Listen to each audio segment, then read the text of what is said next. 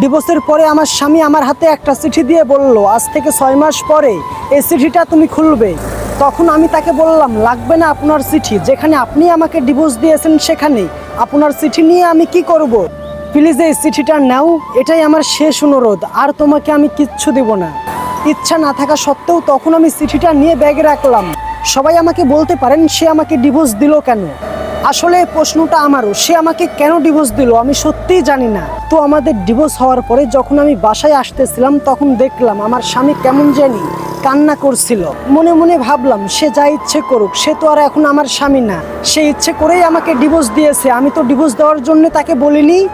আজ থেকে 4 বছর আগে আমি তার সঙ্গে সম্পর্ক করে বিয়ে করেছিলাম, কিন্তু সে যে আমার সঙ্গে এরকম করবে আমি তা ভাবতে পারিনি। বাসায় আসার পরে আমার মা, বাবা, ননদ সবাই আমাকে বকাবকি করছিল। কেউ আমাকে দেখতে পারতো না, সবাই আমাকে কথা শোনাতো। আমি রাতে মাঝে মাঝে ভাবতাম আমি কি এমন করেছিলাম যে সে আমাকে ডিভোর্স দিল।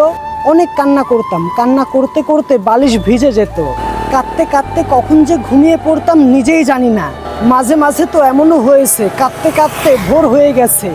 আজকে আমাদের বিবাহ বিচ্ছেদের 1 বছর হয়ে গেল। হঠাৎ কাঁদতে কাঁদতে মনে পড়ল সে তো আমাকে একটি চিঠি দিয়েছিল, সেটি তো কখনো খুলে দেখা হয়নি।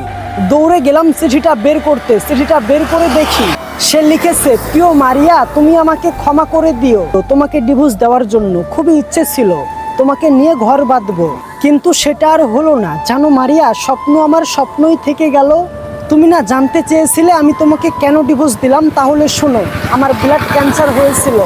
ডাক্তার আমাকে বলেছিল আমি সর্বোচ্চ 4 মাস বেঁচে থাকতে পারবো, এরপরে মারা যাব। কথাটা শোনার পরে কি করব নিজেই বুঝতে পারছিলাম না। ভাবছিলাম তুমি যদি এই কথা শুনো তাহলে আমার থেকে বেশি কষ্ট পাবে তুমি। আমি চাইনি তোমাকে কষ্ট দিতে, কারণ এই পৃথিবীতে তুমি একমাত্র ব্যক্তি যে আমাকে সবচেয়ে বেশি ভালোবেসেছে। আমি সামান্য একটু অসুস্থ হলেই তুমি আমার জন্য ছটপট করো, তুমি কান্না করো। আমার একটু জ্বর হলেই তুমি আমার জন্য নির্ঘুম রাত কাটিয়েছো। আর আজকে যদি তোমাকে আমি আমার অসুস্থতার কথা বলি তাহলে তো তোমার অর্ধেক জীবনটাই শেষ হয়ে যাবে।